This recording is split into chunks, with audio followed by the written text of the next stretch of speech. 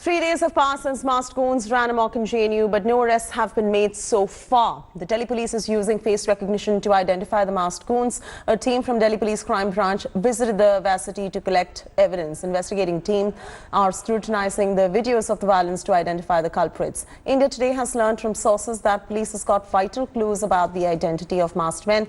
Delhi police has also received 11 complaints pertaining to the 5th Jan violence, which it will be forwarding to the crime branch.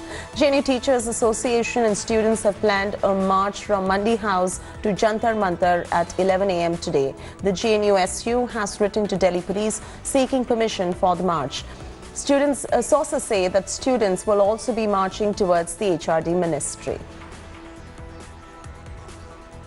Ashutosh Mishra is now joining us live. Ashutosh, we can see students from the length and breadth of the nation join this protest march in solidarity with the JNU students speaking out against the violence one witnessed last Sunday at JNU as well. What is shocking and what is the most shocking part in the middle of all of this is that was Sunday, and up until now, so many days have passed. Not even one arrest has been made by the Delhi police.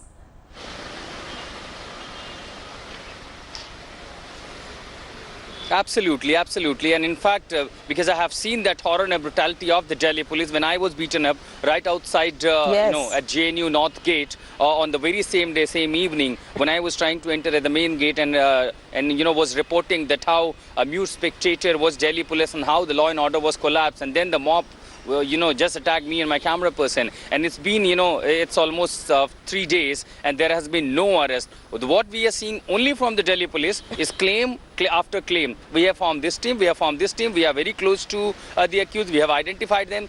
Other than only claiming, there hardly has been any action, by the Delhi police. Now, the another exposure that is coming out, that on very same day, at around 3:45 p.m., the JNU students sent an SOS to the SHO and also to the ACP of the nearby area. The students have recorded the screenshot of the WhatsApp while the messages were delivered. But it took police hours to enter inside the premise. Remember, the same Delhi police, when they entered inside Jamia, unleashed the terror on the students. They threw, the smoked tear shells inside the library, assaulted the students. They said they need no reason to maintain law and order. When it comes to JNU, and when there was SOS in advance, they were mute spectator. The JNU main gate was locked. And, all in these hours, those goons, those who entered, the masked men, they were freely allowed to walk outside with their, sticks, rod, whatever they had. And all these images are on cameras. If media, through the open source intelligence,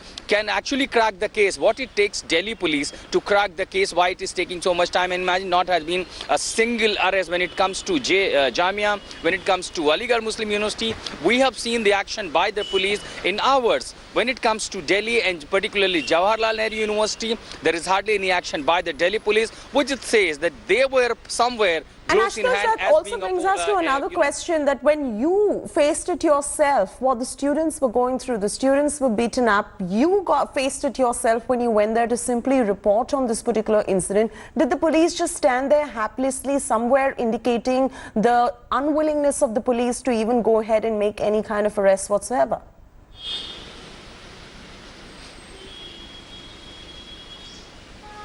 Well, if I recall those moments, I would never believe that Delhi police is actually going to conduct a fair probe in this entire case. And whatever the probe, there will be always, a suspicion. I will always suspect the entire series of investigation by the Delhi police. Because when that mob assaulted me, they chased me, I escaped. And there were few policemen. They were hiding actually in the dark behind a police jeep. When I said, what are you looking at? Look at those mob. They are assaulting me and my camera person. They are disturbing law and order. What are you here for? They were laughing and they said, why did you go there?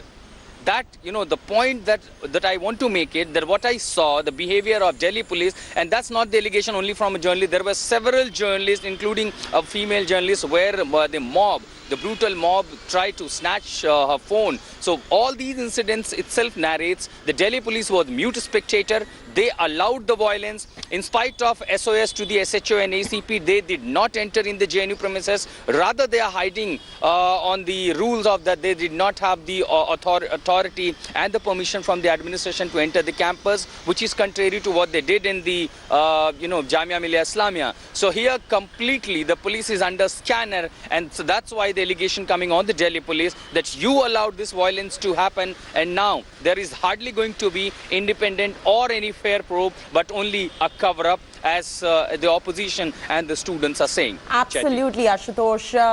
With Ashutosh's experience as well, it does not take an Einstein's brain to figure out that the Delhi police stood there haplessly witnessing an assault of this particular nature, not just on our reporters, but also on the students. So questions now arising on whether the police can ever be fair and conduct a fair probe when, in the first place, when they were eyewitness to what was happening, did not take any particular kind of action. Now, in his first interview ever after Jan 5 attack, the JNU Vice Chancellor told India Today that the masked attackers who went on a rampage inside the university were not outsiders but students. He also added that the masked men are yet to be identified. This is what he said. Listen in. So there was protest simmering in the university, and we can clearly see the remnants of that around your building block. But I want to understand, for those 3 hours between say 6 p.m. on Sunday and 9 p.m. on your watch, Vice Chancellor, there was mayhem in this university. You see, on Sunday, I was right here in this admin block, right from the morning to about 4:30, conducting some faculty selection committee meetings. Around 4:30, we came to know that a large number of students, about 100 or 120 students, were very aggressively moving right in front of the ad block to the other hostels.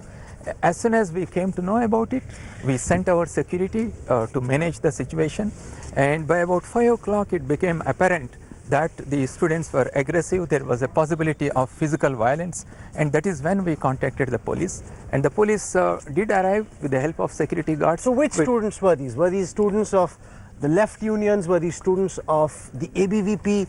What's your reading of the situation? See, as the head of the institute, for me all my students are same. I don't distribute them into any camps.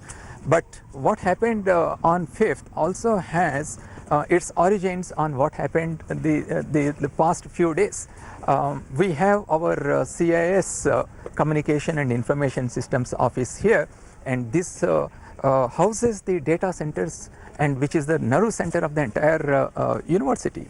So one day before, few students, about 10 or 12 students with their faces completely covered with clothes, they came and they abused and forced the technical staff to come out of the CIS premises, and they took control of our data center and shut down the whole thing. So I am wondering, if the students who are protesting, if they are working for a right cause, why should they cover their faces? Why should they hide their faces? They could have simply protested, right?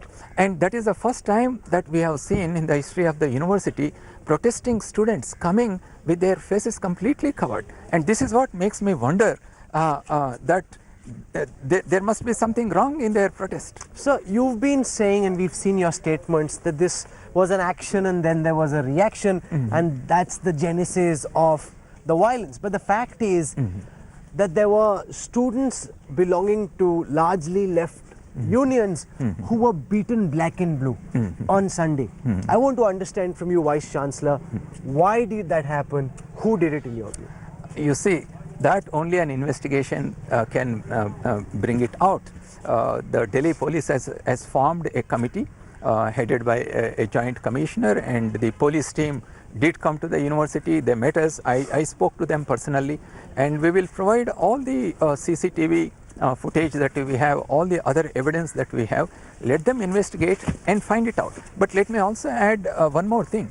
You see, all our CCTV data is connected to our data center, and perhaps the students who were involved in the data center incident, they deliberately perhaps damage the data center, so that in future, if there is going to be any such incident, the CCTVs cannot cover it.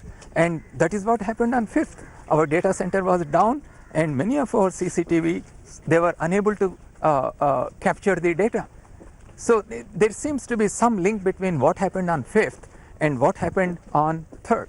No, so are you then suggesting, Vice Chancellor, that it is your belief, even though ultimately it will be borne out by a police inquiry, Right. that it's the left-leaning students who themselves engineered the violence on Sunday? Is that what you are trying to say? I am only mentioning the observation that all of us have observed, that on 3rd something has happened and they shut down the data center, which then, you can see that on 5th what happened, you cannot really recover the data from the CCTVs. Right? But sir, in any investigation, you would look at who's got beaten up.